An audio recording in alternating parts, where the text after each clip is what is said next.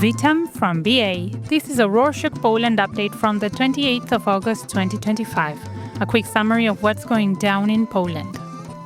Let's kick off with internal policies. On Monday the 25th, President Nawrocki vetoed a law that extended benefits for Ukrainian refugees until the 4th of March 2026, saying child support should go only to those working in Poland. Deputy PM Gawkowski warned the veto could cut funding for key aid programs like Starlink Internet for Ukraine. Experts also added that overriding the veto needs a 3/5 majority, which PM Tusk's team doesn't have, so it's unclear what will happen with the aid and Starlink. He also introduced a stricter migration plan, stretching the path to Polish citizenship from 3 to 10 years, tightening border controls and raising penalties for illegal crossings to 5 years in prison. Also on Monday, President Nawrocki proposed treating Banderite symbols associated in Poland with the Ukrainian nationalists linked to the World War II Volyn massacre of Poles like Nazi or Soviet symbols. The Ukrainian government opposed the proposal. Ukrainian officials are analyzing the impact that Poland's potential law could have on Ukrainians living in Poland, saying that they will probably be very upset. Volodymyr Vietrowicz, former head of Ukraine's Institute of National Remembrance, slammed the plan, saying it echoes Putin's denazification narrative and that Bandera's ideas were about fighting for Ukrainian independence, not Nazism.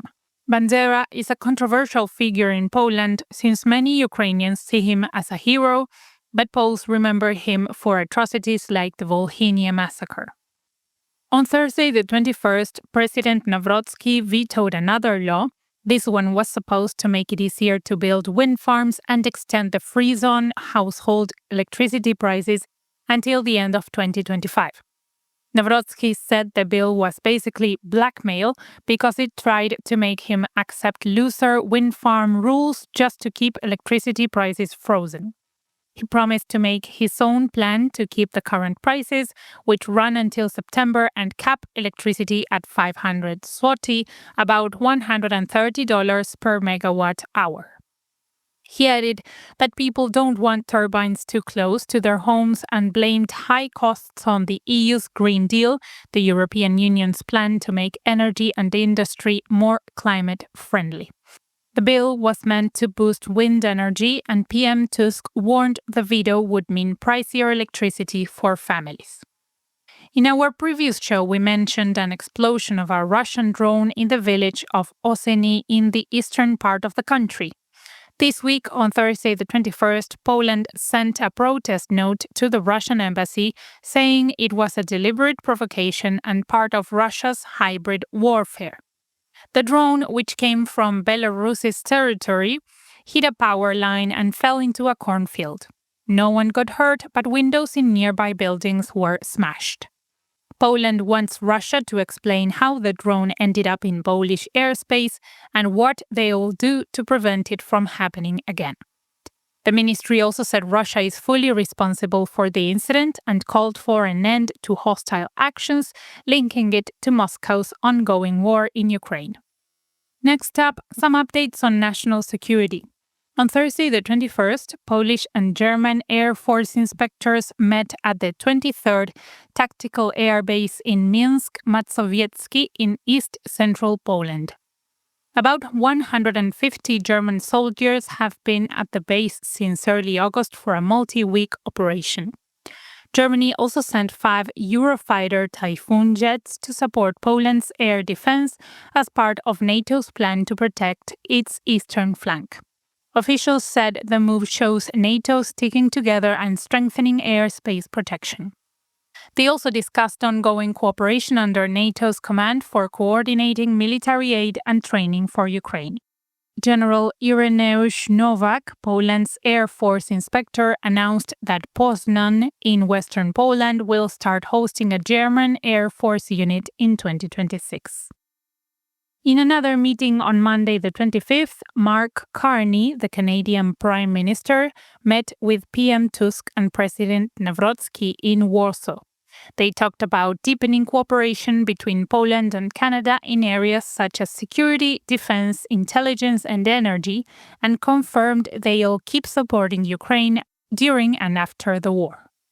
Tusk said that Poland will handle logistical aid and help secure Europe's eastern borders but won't send troops to Ukraine, explaining Poland will focus on protecting its own borders. Carney said Canada plans to quadruple its defense spending to match Poland's level of involvement. They also agreed to start annual talks and create a high-level steering group to make sure projects move forward with possible future agreements down the road. Speaking of PM Tusk, on Wednesday the 27th, he announced before heading to Moldova for its independence celebrations that the government will approve the 2025 budget on Thursday at 2 p.m. He said it's really important to support Maia Sandu, Moldova's president, and her pro-European, pro-Western efforts, especially with the parliamentary elections scheduled for the 28th of September and Russian interference growing. Tusk also talked about a recent cabinet council meeting with President Nawrocki, saying they are getting along well and he's helping the new president settle into his role.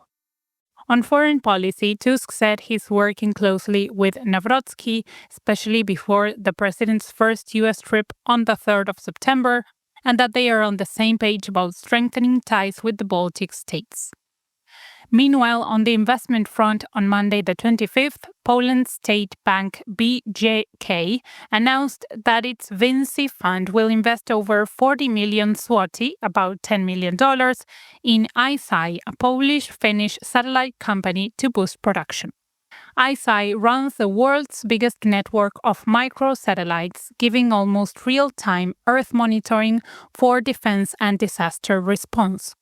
Countries like the US, Brazil, Japan, and Ukraine use it.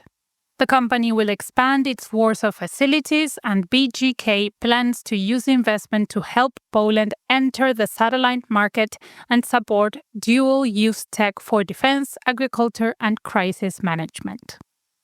ICEYE already has contracts with Poland, the Netherlands, and Portugal, expects Finland to join soon, and Poland's first military satellite is set to launch in 2025. On another investment on Friday, the 22nd, Poland announced it's putting almost $130 million from its environmental fund toward cleaning up illegal hazardous waste dumps. This year, 25 local governments will get about $27 million, which will double over the next 2 years, targeting the 14 most dangerous sites across 25 regions.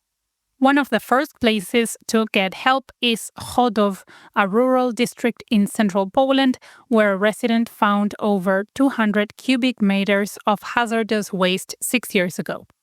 Officials say the funds will focus on the riskiest dumps, helping stop leaks and fires at sites. Also on Friday, the Institute of Meteorology and Water Management reported that the Vistula River at the Warsaw Boulevard station in the center of the capital hit a record low with a depth of just 10 centimeters, approximately 4 inches. The station has tracked water levels since 1951, with safe levels ranging from 150 to 600 centimeters, about 60 to 240 inches, and an average of 230 centimeters, around 90 inches, making this reading extremely alarming. Previous lows were 13 centimeters, about 5 inches in July 2025, and 20 centimeters, about 8 inches in September 2023 and 2024. Officials warned that the drought is worsening, and it's not limited to Warsaw, as 16 other stations across Poland have also dropped below the seasonal minimum. Finishing off this edition on Sunday the 24th, Polish Post, the National Postal Administration, stopped sending parcels to the US, citing new rules from US authorities and airlines taking effect on the 29th of August. The US ended the duty-free rule for parcels under $800, and now customs checks every package with goods, no matter the value, which made things harder for online shops that mostly send low-value parcels. For now, the Polish Post is only accepting plain letters and documents. Postal services in other countries like Belgium, the Netherlands have also done the same. And that's it for this week. Thank you for joining us. The new ramble on Georgian slang is out now.